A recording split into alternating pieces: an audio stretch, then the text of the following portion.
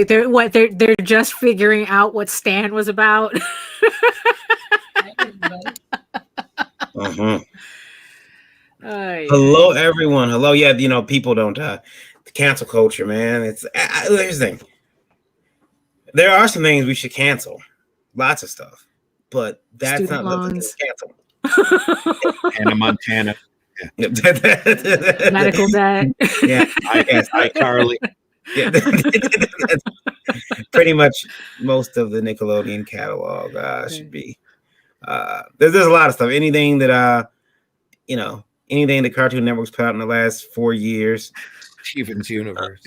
That stuff can be canceled. But we're not canceling the right stuff. We're canceling. I do like that we've reached now. Listen, this whole canceling of what's that? We're having trouble streaming to Twitch.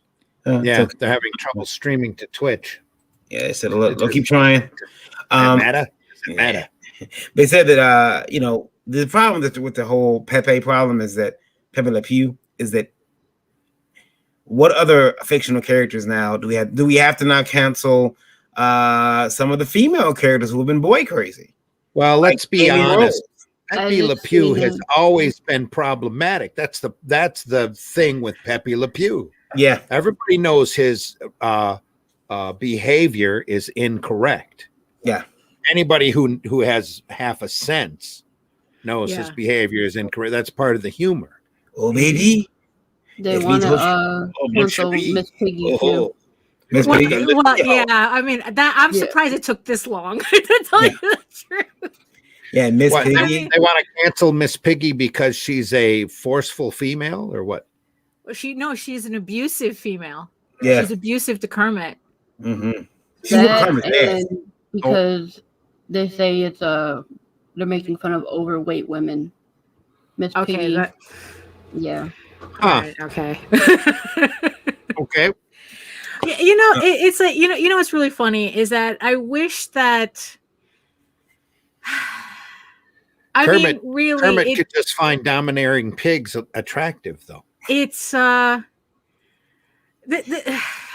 mean, you know what? It's like people worrying so much about fictional characters that don't exist is really, it's like, don't you have like some real people to go out and help or something? You have a homeless shelter to volunteer at or something, a food bank, Right. It's like someone needs to get laid. Listen, I've seen them fighting over the end of WandaVision, which we'll talk about. But I've seen them fighting over the end of WandaVision, and I don't want to spoil it, but some people are upset because they don't feel the ending was sufficient for, everything that Wanda went through. We'll talk about that. That's your spoiler. That's your spoiler alert, everyone. We're going to talk about that. I just don't want anybody to say, yeah, you guys ruined WandaVision. Well, I didn't watch it, but luckily I don't care. So, so it doesn't matter to me. But the funny thing is, like, if this is going to be the topic for the day, there's an article that I read that I want to talk about. Okay. That's kind of related to all this. Let's hit the intro and we'll get into it. And we'll talk about some adult comics and some other stuff. Sure, Here we go. Hit it.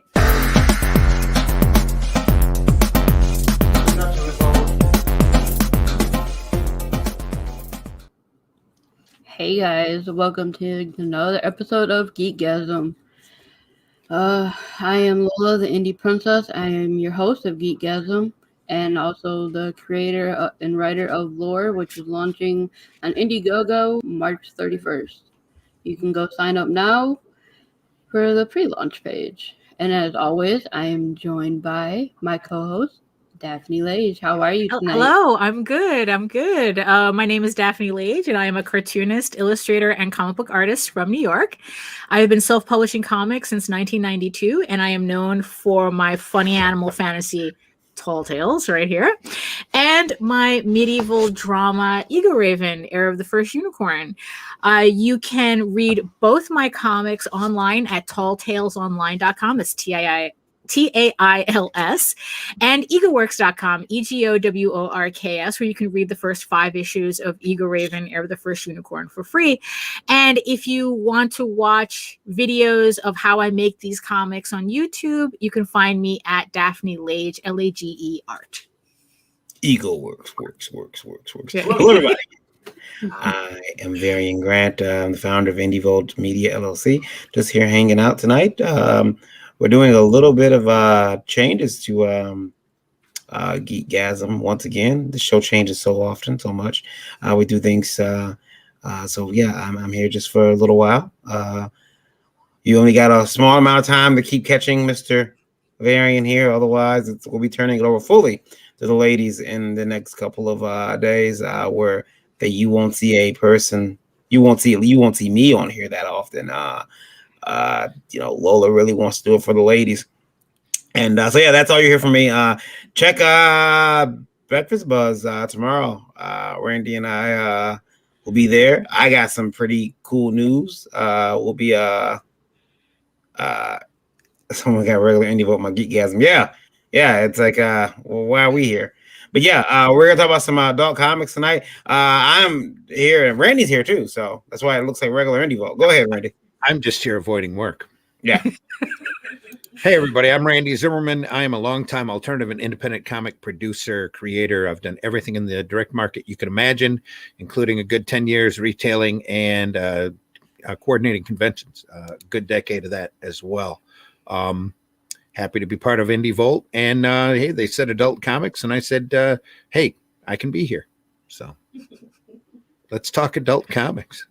Yeah, and we'll talk about the adult comics, but first thing Lola wanted to bring up was Lola, you did want to say something about your book. We were talking about your pages and how you can't display them. Oh yeah, I got that's pages back, but I can't really display them. I'm getting more and more pages in, and it's looking really nice. I can't wait. We can definitely take your word for it if it's anything like the stuff you've been showing us before. So it's too hot for YouTube. You're gonna have to Photoshop little black blocks over the naughty bits. Is that what you're saying? Right. It's going to look like a redacted CIA thing. It will. More like, see eyeballs. Yeah. Like a checkerboard. It'll be awesome. Yeah. There's so much nudity in it that I can't show it. Oh.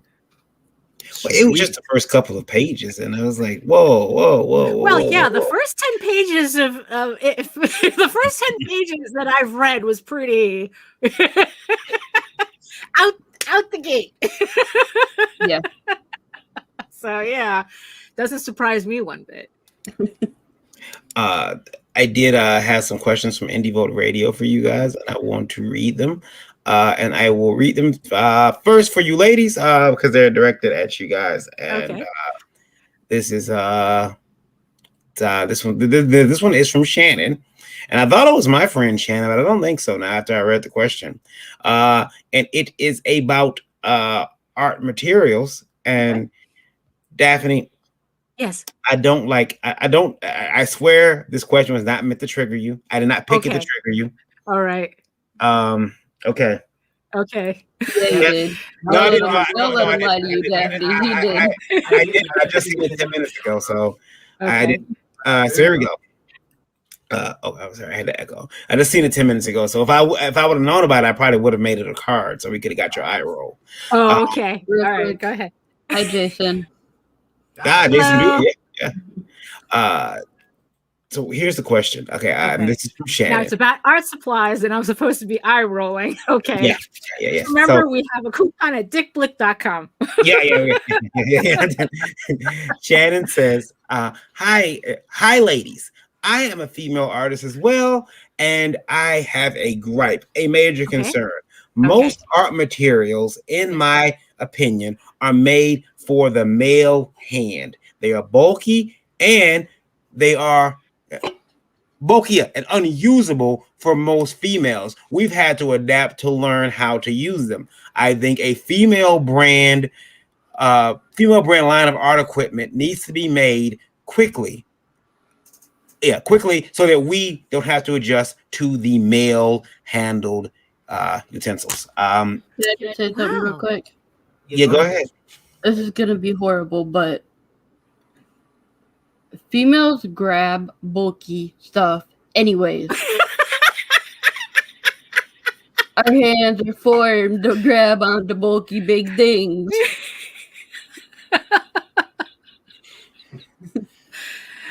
Wow. Well, I mean, I made Daphne red. aside from yeah, well then. Well, it is Geekgasm after all. You know what's really funny? I never really thought about that. Never thought about grabbing big bulky things. Well, more like having a problem grabbing big bulky things.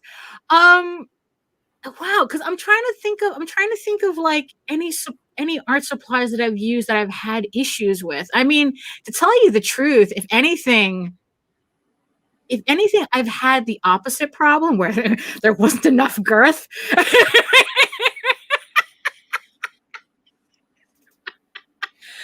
So, Can't hold it with two hands. It's not worth holding. You know, so because what's funny, because it's like if the like some multi-liners I can't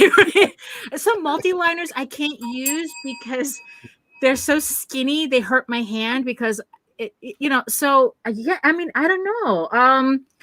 Honestly, I think you're probably better off getting like those ergonomic adapters if you're having problems holding on to stuff rather than someone producing an entire line.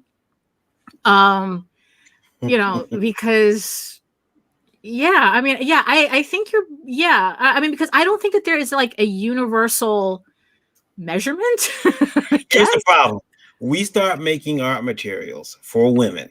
Okay. Two hands are going to happen. They're all going to be pink. Everything's going to be pink.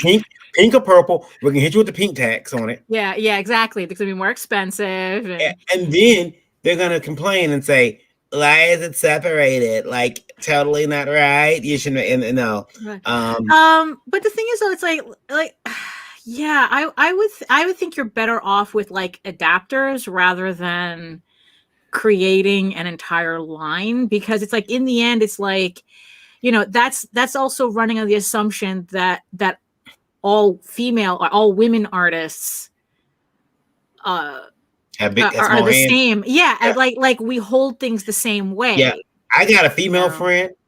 I tried dating her and I held her hand one day, and I realized she had a mitt for a hand. Oh, I mean, her hands were big. Her fingers look like cheese. The cheese string when it's like before you pull it, like this big like banana fingers.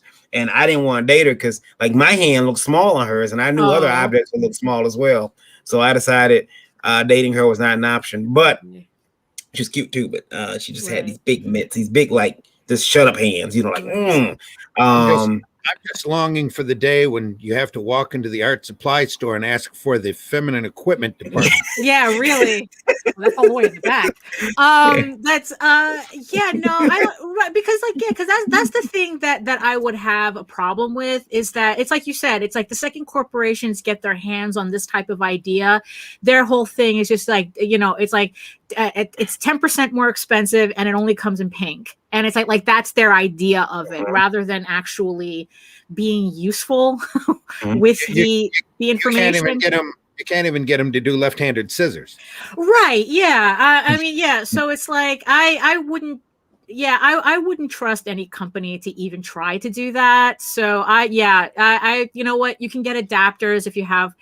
I've seen some guys that they wrap all this tape around their pencils, because even the guys are having problems keeping a good grip on pencils. So, I mean, yeah, I don't know. In the end, it's like, look, not to dismiss the whole thing, that there's a lot of measurements out there that are just based on, are based on male measurements, like safety equipment, and, like a lot of medical research is only done on men, but they try to apply it to everybody. I mean, that's real. I'm not saying that it's not, but when it comes to art supplies, I mean, I've just seen way too many people just manipulate supplies. She just needs to get used to holding bulky stuff. Yeah. Exactly. I mean, things change. Like I got a keyboard, I got ergonomic keyboards. Although this one is, and this one's just a regular, like this one is a heavy use keyboard, the one I have here, because I'll go through a keyboard once a month if I got a cheap one. So I had to pay some money for this one, but it's steel and reinforced. Not the most comfortable thing, but it gets the job done and it's Right. gonna last me a long time. The thing is, when you start though designing these other types of pieces of equipment, the other things change. So if you got a smaller barrel in your graphite holder, that now means the lead might be smaller, which means a new sharpener. It means, you know, they're gonna charge a lot of extra money for stuff. I would say for any young lady looking for different type of equipment, you're gonna always, every artist takes years trying to find that equipment Yeah, they like. it's true. Yes. It's true. Yep. Yeah. Yeah.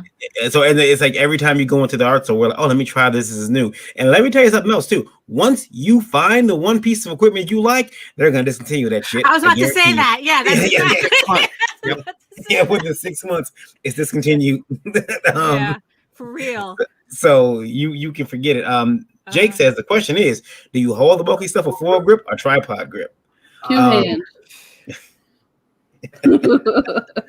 Velociraptor. Yeah. I've seen people hold pen. Have you seen people hold Mhm. pencils? Eric Larson. Yeah. Yeah. Yeah, Eric Larson draws like I can't understand what he's doing. M3SOZ says grip supposedly add more muscle control.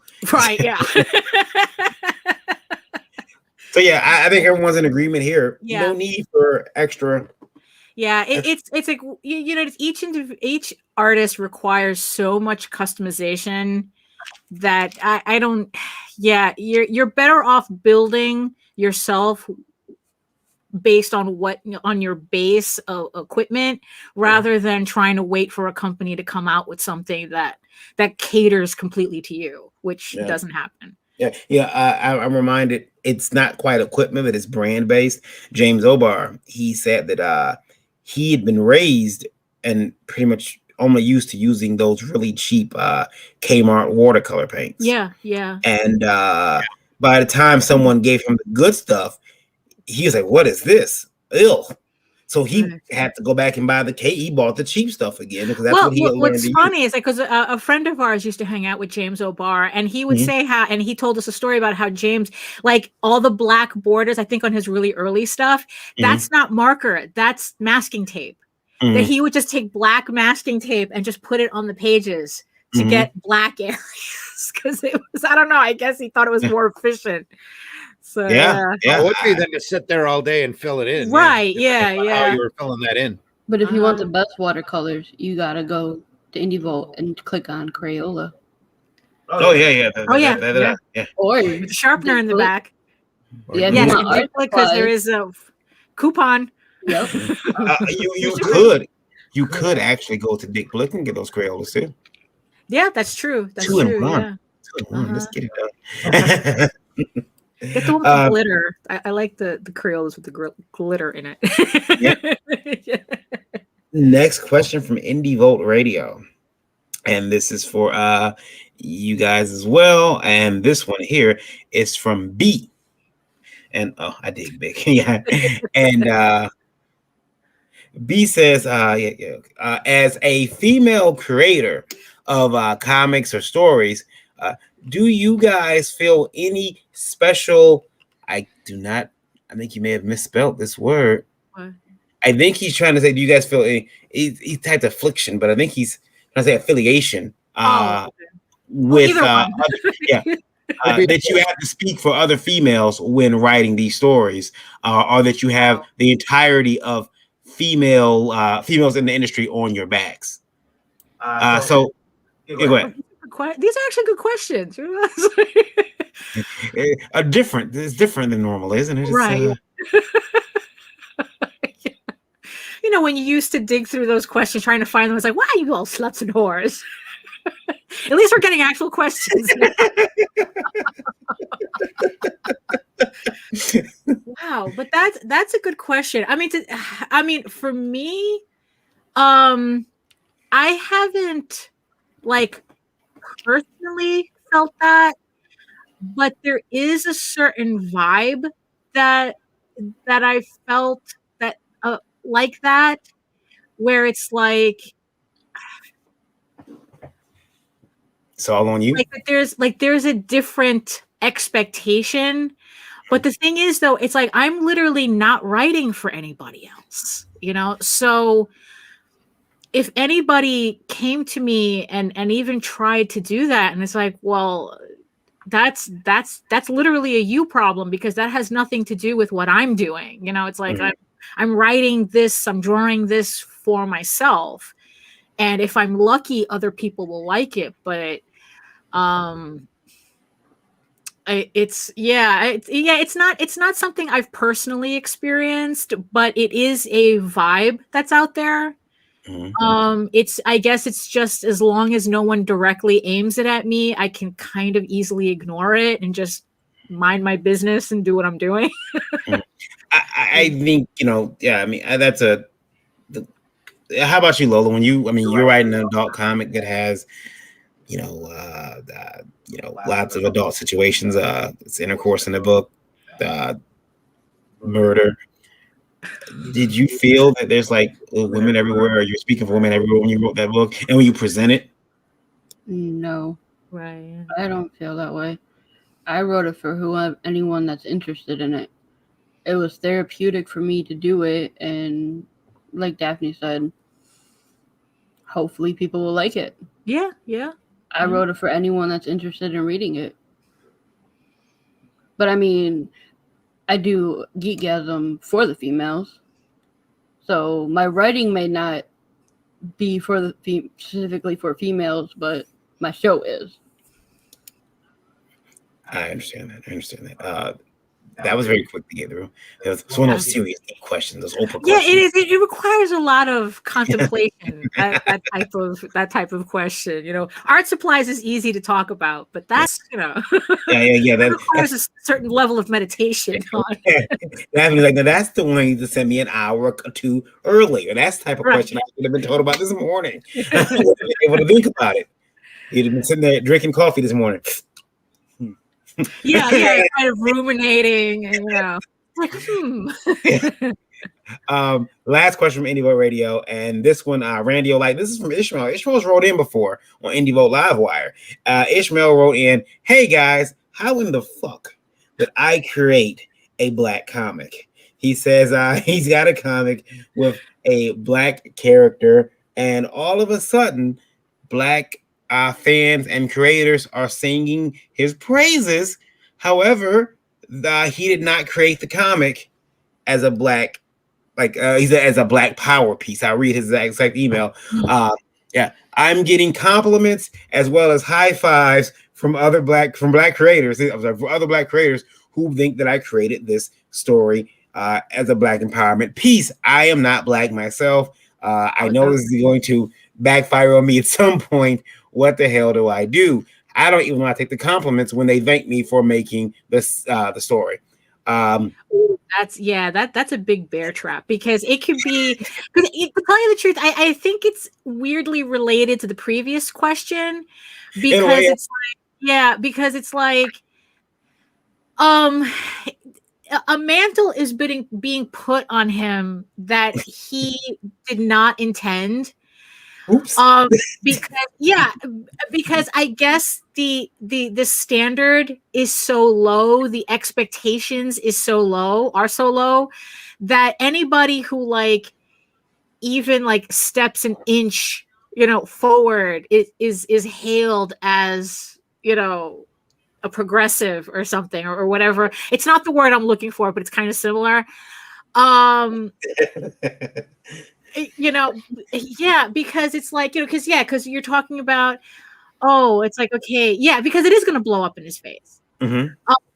Because it's like, okay, you wanted to make a black character. It's like, okay, it's like, but is this character? I mean, it just depends on what the character and the story is, and just the fact that the character is black doesn't, or it shouldn't really mean anything. But it's kind of like the whole strong female character thing, that it's like all of a sudden there's this expectation on the character that it's like, look, I'm just writing a story. I'm not making a message, but that's a bear trap. That's a bear trap that's going to spring on him if he's, because now that he has that audience staring at him, now all of a sudden there's this expectation on him to get it right, whatever that means. And yeah, it depends on what he's doing with his story and what he's doing with the characters. So yeah, I think what tends to happen is, you've got this character now you're in a bit of you're in a pickle, because now no matter what you do, he's not black. So eventually, we just had a guy we talked to on and I'm wishing him well for his health, by the way. Had a gentleman I spoke to who was he got denied entry into an anthology because he's not black, but his character is. This is Ishmael is getting praise for his character that is black. Now, Ishmael, here's the thing: people are gonna like your character, and they do like a character, great. Make sure to like the character, because that hasn't changed. Just that they've made these assumptions maybe about your race. Yeah. But even if you come out and say, "Hey guys, I'm whatever race you are," there's gonna be some people who are gonna say, "Well, okay, you really can't identify with us. You don't really want to struggle." And those people, I would dismiss that type of thing. But what I would continue doing is making the character the best way you can. Apparently, you've done it in a very respectable nature. Send it over to me. I'd like to read it. But also keep in mind that it's going to be dicey. It's going to be hard to walk that line, because you've done this. Randy ran into a similar problem.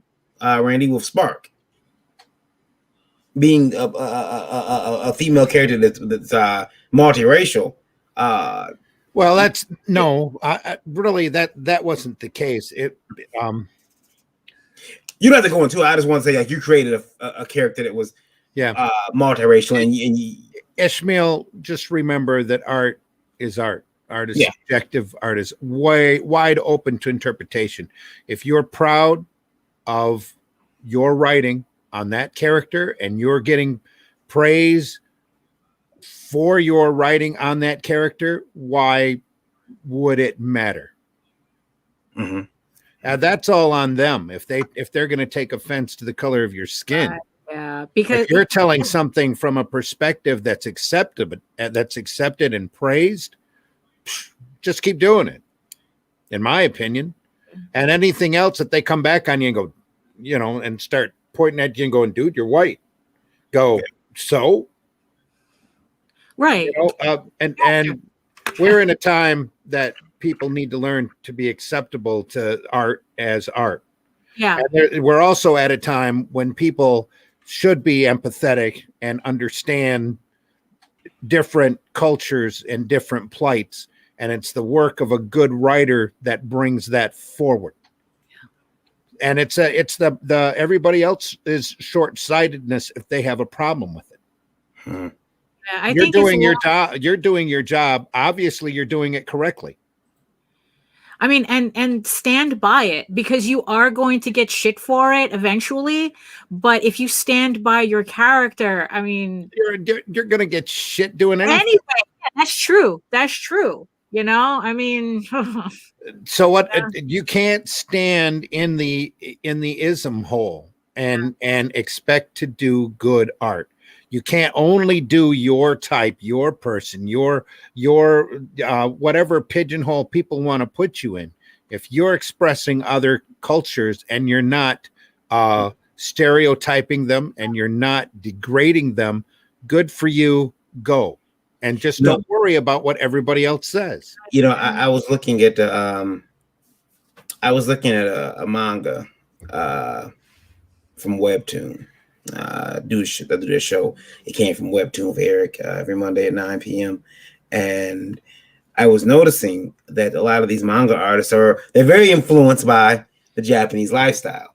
And they'll have books or stories based in America, but there are little manga or I should say Japanese cultural tropes within the manga or within their storytelling style that like when you read it, you say, well, that's not very American. Like, for instance, they had these characters sitting on the floor. Yeah, but you have to understand that they are doing Americanism from their perspective. Well, no, some of these people are American, but they've been so influenced by the Japanese culture that So they have these characters come in and they're all eating pizza on the floor. Now, is that really the case, or are they doing that in order to conform to a Japanese audience in the hope to make sales?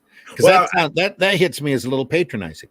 Yeah, well, I wonder. It's either they've been so influenced by manga, or they're doing it to hit that Japanese audience.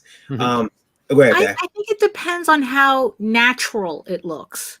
Mm-hmm. You know, it's like you're not going if they're showing an American house, but the interiors are all tatami mats, that there's an issue. No American house has, unless it's completely custom built for that, is not going to have tatami mats. Mm-hmm. But it's like, if it's just like a bunch of high schoolers who are just sitting on the floor because oh yeah, it's or and it's kind of like a natural looking thing, then I don't think that's an issue. I mean, yeah, it depends. It's like the whole thing with Black Vikings I was talking to you about. right. I got a re-education on Black Vikings, by the way. Right, yeah. There was probably more Black Vikings than there were Black Samurai. I got a re-education. It wasn't quite standards and practices, but it was right. Dear Mr. Grant. It was nice. No, I actually looked into it. After Dear Mr. Grant. Let me tell you a story about my family. Yeah. I've learned that the Moors have done more than just went over there and to my wife's country and they had a lot of territory. Yes. Yeah. The Moors weren't joking around. They went over there and they were like, "Hey, these Italian women, we like you." And apparently Spain was the middle of it too. Yeah. So we talked about that. Lola is a big fan of adult content. She loves adult content. But this has to be framed by a question that was asked. Okay. The question is this. And the cool thing about it was actually brought to me a couple of last week, I think it was, about ratings. But here it is, guys. And I don't have this isn't for any of our radio. This is sent in through an email. I didn't make a card for it though. Guys, how are you doing today? Hello, how are you? Oh, and this is from Amberlyn. Amberlyn says, here's my problem. I had bought a comic from my local comic shop. It was listed as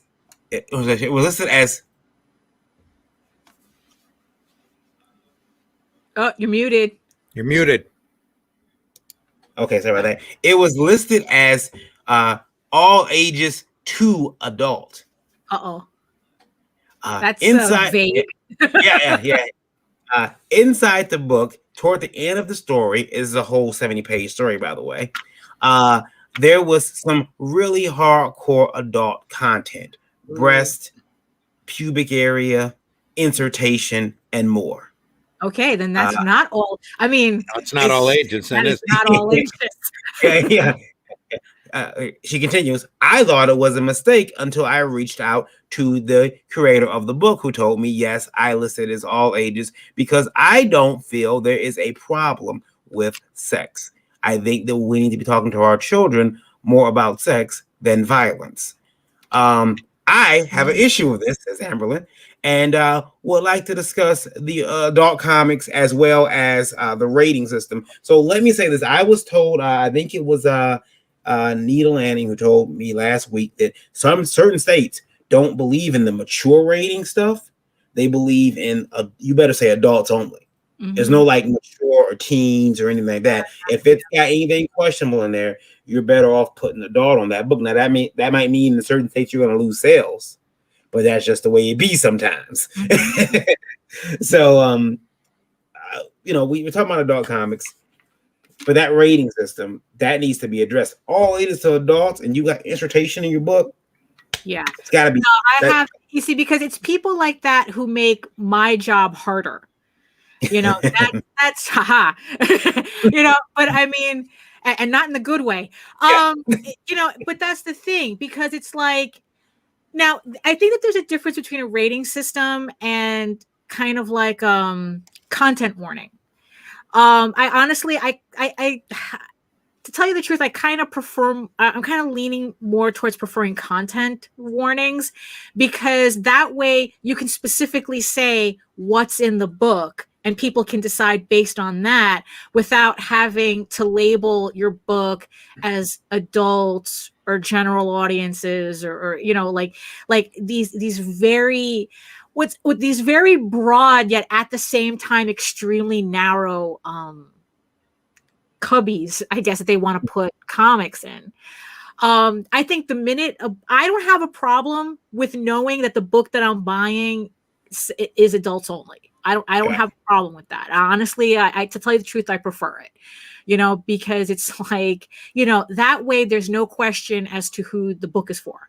You know, and and I think it's very ridiculous. It's extremely ridiculous for this person to say that he's going to call his book all ages and it has a graphic sex scene in it because he doesn't think that's his problem. I mean, honestly, I think he's purposefully misleading people by saying it's adults only. I mean, it's all ages by having an adults only story in there. I mean, I think this is, it's like it's kind of comes off like he's trolling, but trying to hide it behind some kind of moral justification. Oh, children should learn this, and it's like, no, yeah, I have a big problem with that, because then it's like I have it then it's like that's why people look at stuff like Minds suspiciously, because way too many people have marked their books as nothing actually. And yeah, it's kind of weird. I prefer content warnings. I prefer content warnings. If anything, I would like that a mature label would be more accepted, I guess, more widespread, but yeah. Pixel says you want the Comics Code Authority, but that's how we get to Comics Code Authority. Well, I mean, yeah, the way he's acting, the way the person, this person is acting, yes, because then it's like that's how you have government stepping in and saying we're going to start regulating what's in your books. Well, that's to just have a content warning on it. What are you gonna say, Randy? Again, you're doing art, and yeah, it doesn't matter what you think your personal value system or interpretation. You have a code of if it's out in the public, you have a code of public decency that you are expected to follow. If you do not follow that code of public decency, then you're treading with the law. Yeah. And what you did, or what they did with putting in nudity in the back of the book and labeling it all ages, is likely to get you on a sex offenders list really quick. That's true. I didn't even think of that too. And you need to be conscious of the public accepted standards of decency. Mm-hmm.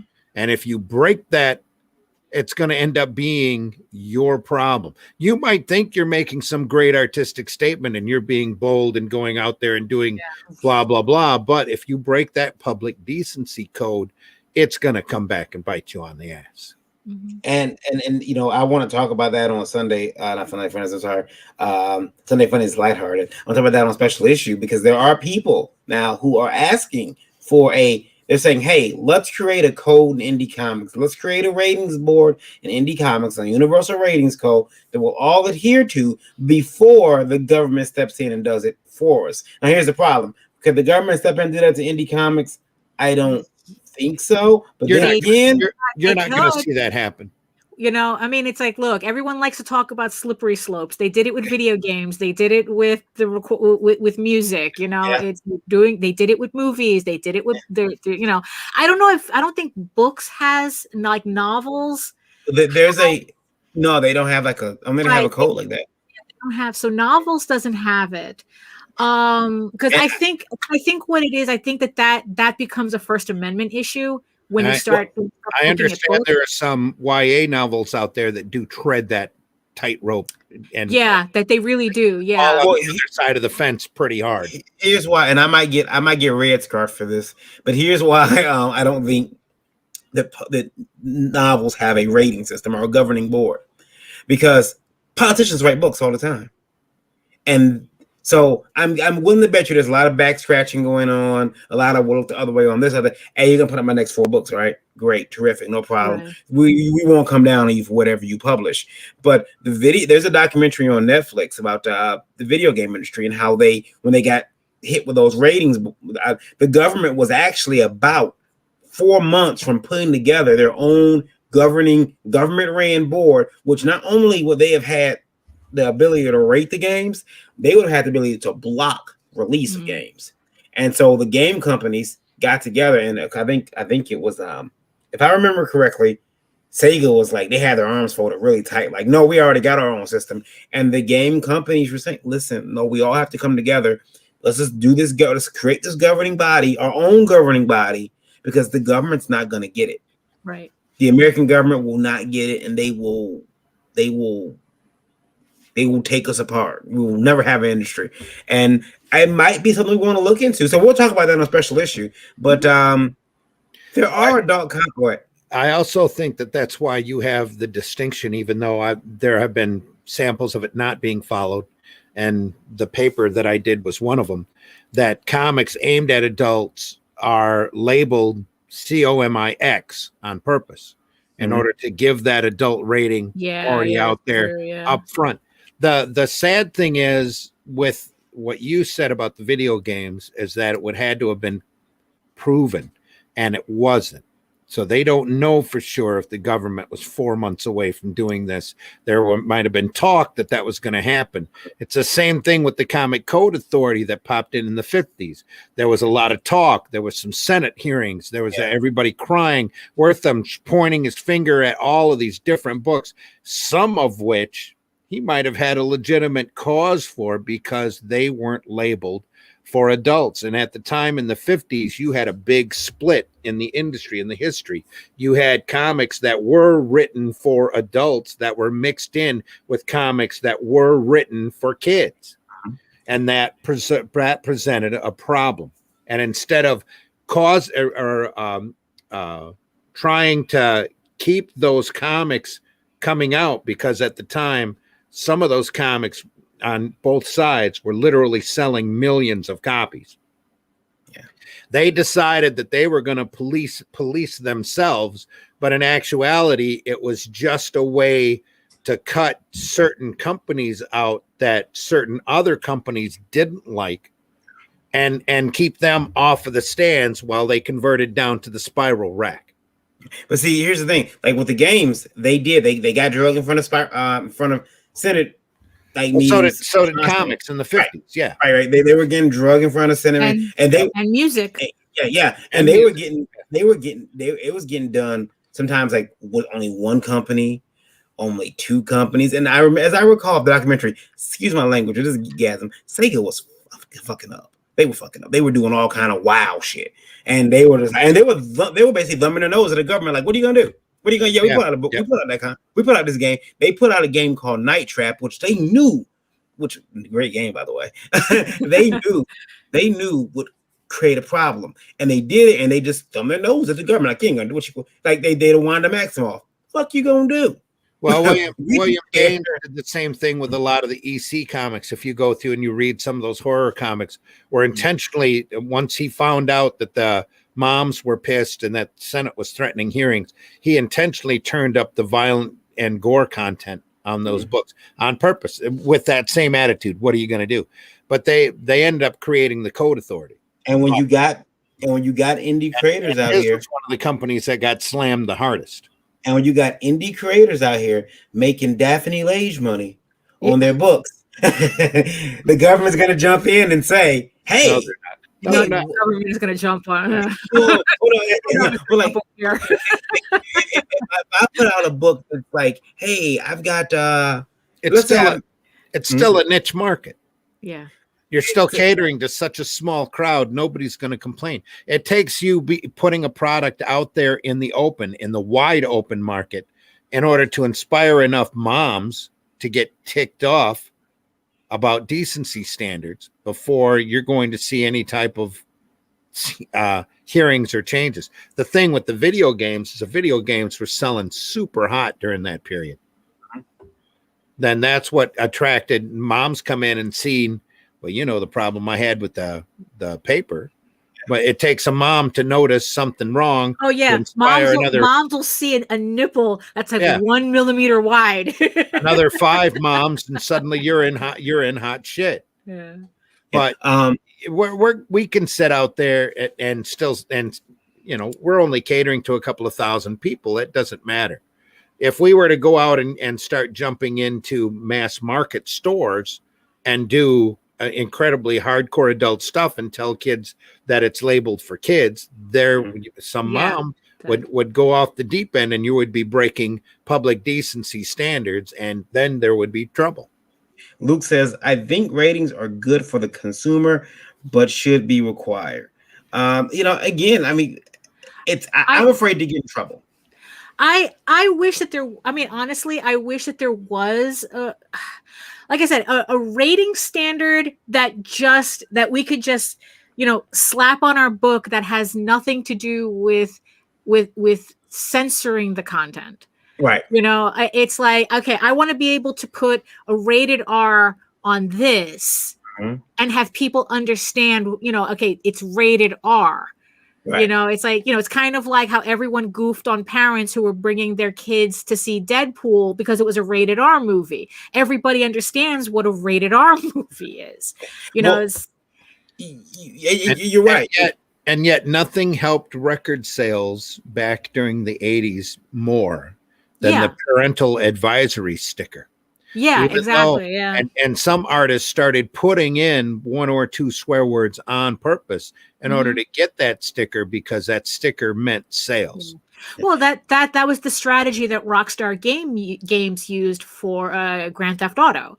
That they purposefully sent their games to all these different types of mom groups to create that outrage because they knew it would drive sales. You know, one of the things that, like, so we mentioned like Rockstar Games and the problem with organization that would oversee that is like, so the ESRB, the way that works, that's the group that rates video games. Yeah. What happens is that they're a group of people, and you send your game. The developers send their games in.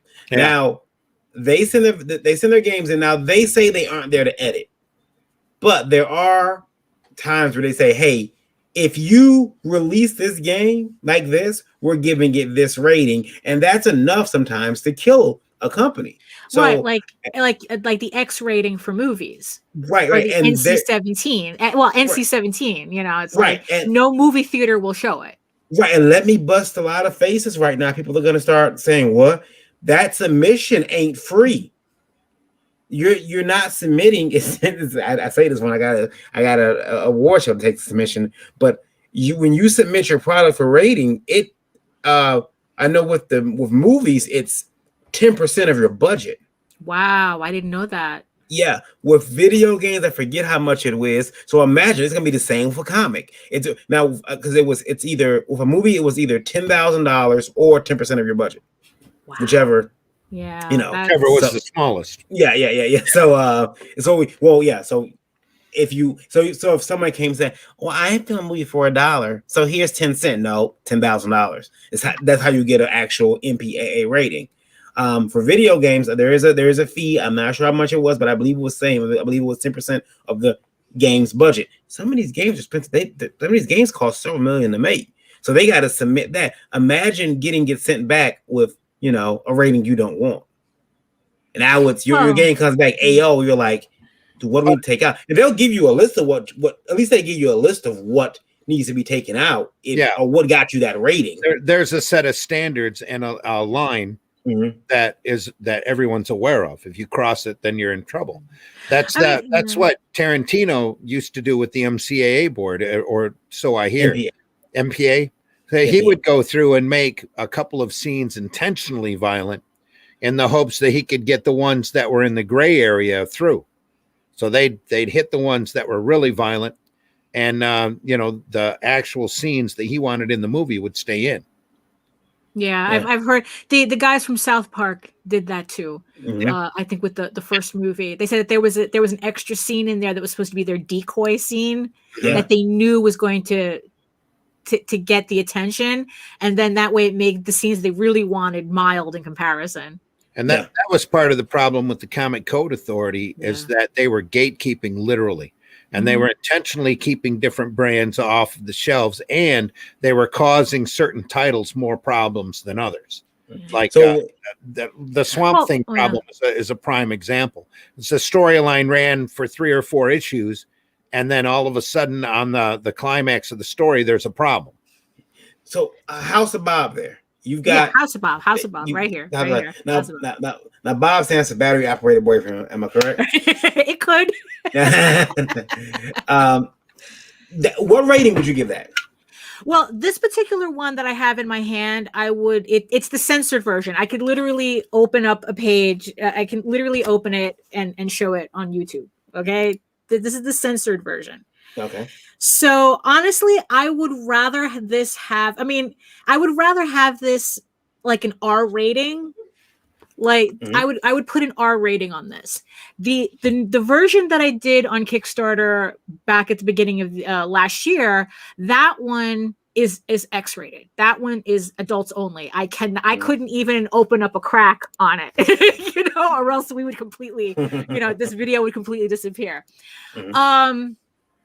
I mean, it just now the funny thing is that one, my concern would be who would be on this governing body anyway, because it's like, oh yes, absolutely. Yes.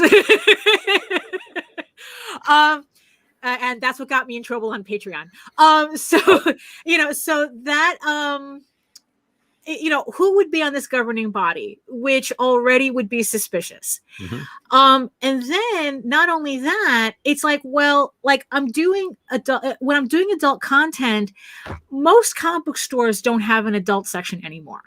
So it's not like if I was given an X rating, it really affects my sales, because it's not like I have that many outlets for it anyway. And that's,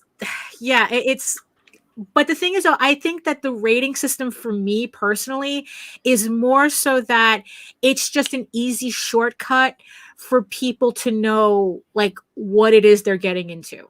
Like, honestly, I've kind of toyed around with this, but the thing is, though, I don't know yet.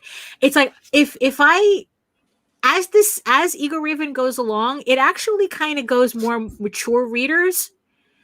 So, but that's not something I feel comfortable at the moment to put on the cover, because it's like I feel like like ElfQuest, right? I keep bringing up ElfQuest as the example. It's like if I was doing ElfQuest now, like if I wish I drew like that.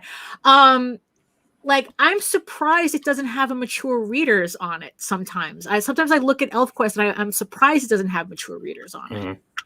And she did get into a lot of trouble with a particular scene that happened in one of the later issues.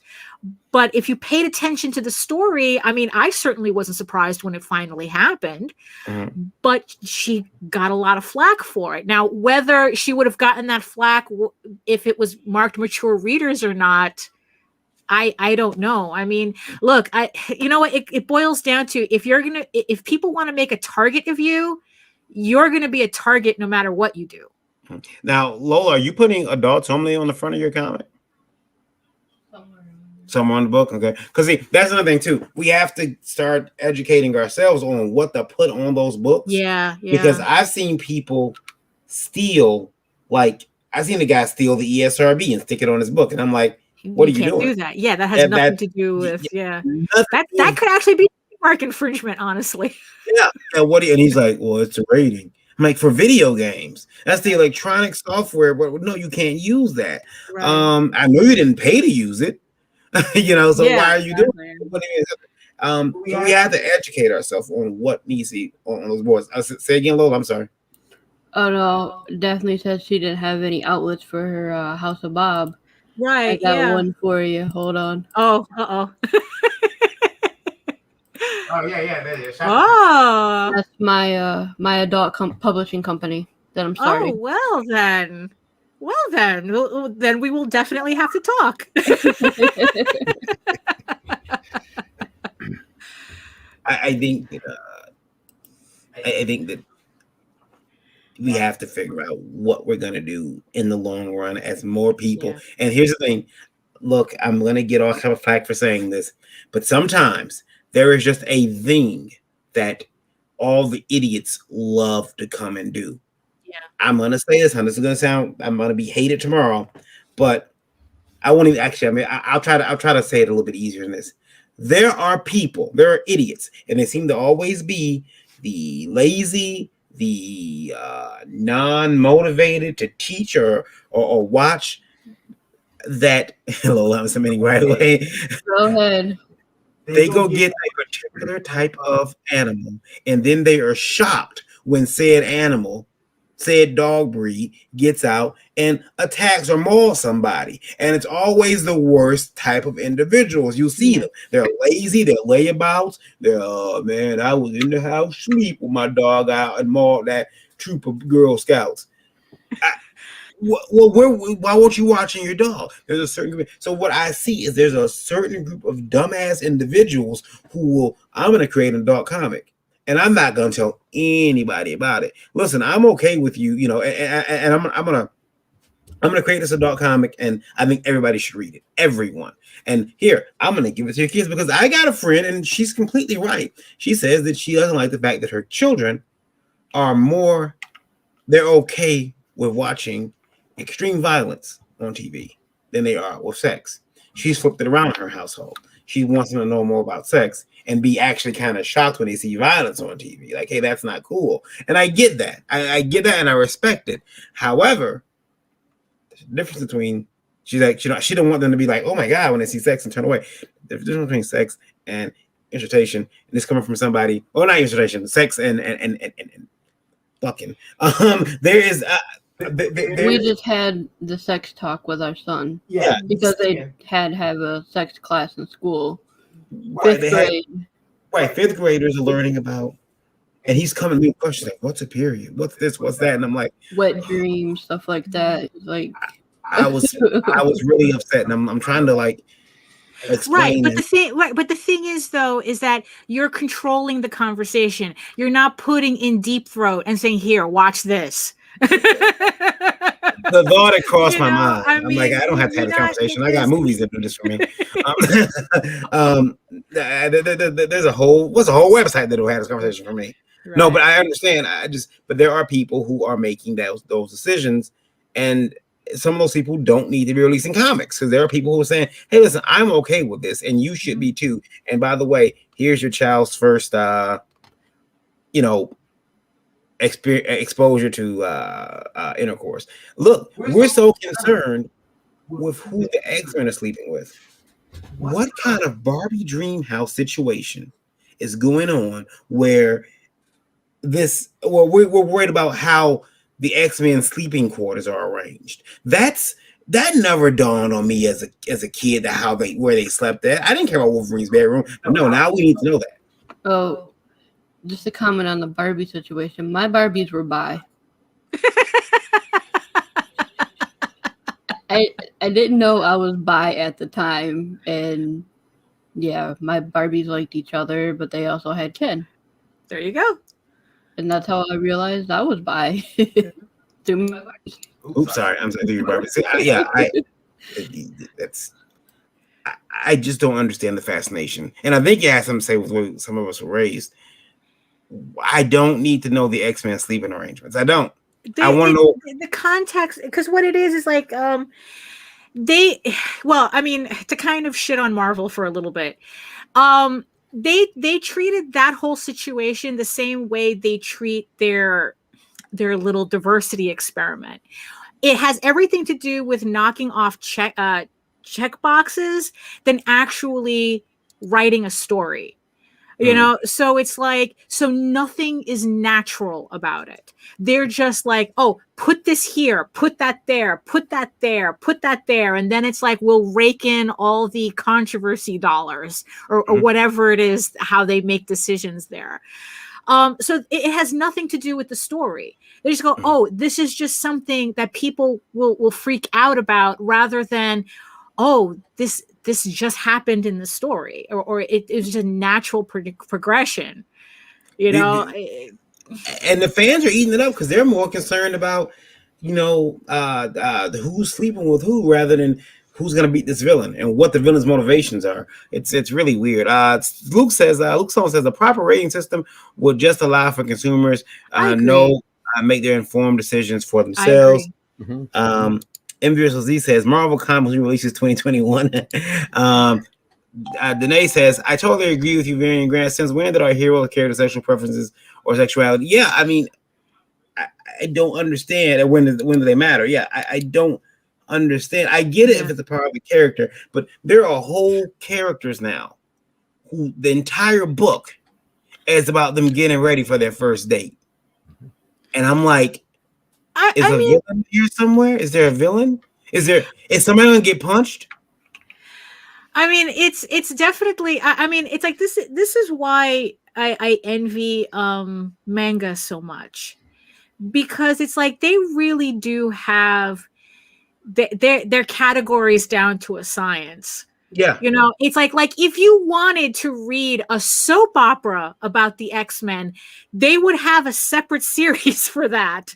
Yes, you know, would. It's like if you wanted, you know, oh, who's the villain of the week, that would be a different series. You know, it's like if you wanted to read about just one character, that would be a different series. And it's like, and everybody would kind of get what they wanted, but instead, it would all be canon. Right? Yeah. Or not, because the Japanese are infamous for like completely changing their canon at a whim. So even then, that's malleable. But instead, it's like no, we have to keep it all in one book, because I guess it's like it's easier for them to market somehow. You know, it's so you end up with messes like that. Yeah, you know, and we have a lot of fic writers in the industry now too. We have a lot of fanfic. A lot of fanfic writers. That's what it comes off a lot like. Yeah, it's like, you know, it's like are you hiring people from AO3? I mean, I don't understand what's going on here. Because it's the type. I know I will come down the hall at some point waving a script and saying, "Did anyone read this? Yeah. Did you know what they're doing Wolverine this week? Look." I mean, to tell you the truth, I kind of wonder if that has something to do with the fact, like with the popularity of some fanfic writers who did make it big in movies and YA. So it's like they think that they could translate it here. It's like that's just me throwing out a theory, but you know, who knows? Well, I thank you guys for being here. Lola does, especially. Lola. I want to thank all my viewers and listeners out there. I appreciate you guys. And I want to thank Daphne and Randy for showing up tonight. Sure. Varian's always here. Right, yeah. He never leaves. Always a pleasure, my lady. He never leaves. I never left. I am always here. You guys can find me, KYD_V on Twitter. Varian Grant. WhenWeWrite.com, Last Call Comics, LEDG.us. We're putting your independent books in comic stores. Indie Vote Awards. Submit your comic today. That deadline for the early bird fee is approaching very soon in April. It'll be here before you know it. So you have to pay more. He'll pay $1 more to submit. We don't want to do that. Submit while it's cheap. Where else? If you catch me here tomorrow morning on the Breakfast Buzz, Thursday morning, 9 a.m. Randy and I will be here. Gonna reveal something very important, something cool tomorrow morning. I think that's pretty much it. Yeah. Randy, where can everybody find you at? You can find me on Facebook under Randy Zimmerman. You can find me on Twitter under Randy Zim. I have an Arrow Comics 4.0 page on Facebook where I'm doing all the announcements of our upcoming products. We got a lot of stuff coming up. And there's Arrow Comics 4.0 channel now on YouTube where we'll be running videos over there also about the upcoming Arrow Comics product. Plus, I will be back, like Varian said, tomorrow morning at 9 a.m. for the Breakfast Buzz. And Sunday morning, I do a program where we talk about the more lighter and whimsical side of comics, hopefully, on the Sunday Funnies. That's at 9 a.m. on Sunday. And this week, we're probably going to have a bunch of old people sitting around talking comics. So older people. Yeah, that's always fun. Yeah, mature people. You never know where the conversation will go. Miss Daphne, where can we find you at? You can find me at my main portfolio site at egoworks.com, EGOWORKS, where you find links to all my social media, to free comics, to Tall Tales Online, and my link to my House of Bob gallery, uncensored on Fur Affinity. Hopefully soon to Shocker Comics. What happened? I said hopefully soon on Shocker. Yeah, no, for real. No, we'll talk. We'll talk. Varian, do we have any radio numbers? Yeah, let me see here. I was looking over with them earlier. Let me go back. We were at 47,307. Cool. 47. Thank you guys for tuning in. We appreciate you, radio listeners. And again, Randy and I'll be back nice and early tomorrow morning. Lola, you said everywhere they can find you? Yeah, well, first I want to remind everybody that go over to Indiegogo right now and sign up for the pre-launch page of Lore. There's some perks and tiers that you can get. Original concept designs, some of the characters, and it will be coming out March 31st. It's approaching quick. Yeah, really. Get ready for it. Yeah. And you can also find me on Linktree. Look up indie_princess, and all my links are there, including the link to my sign-up page for Lore. Very well, very well. I will take us out. Thank you guys for being here with us tonight. Thank you. Yeah. See you guys nice and early in the morning. Bye, guys. Ciao. Take care, everybody. Stay healthy.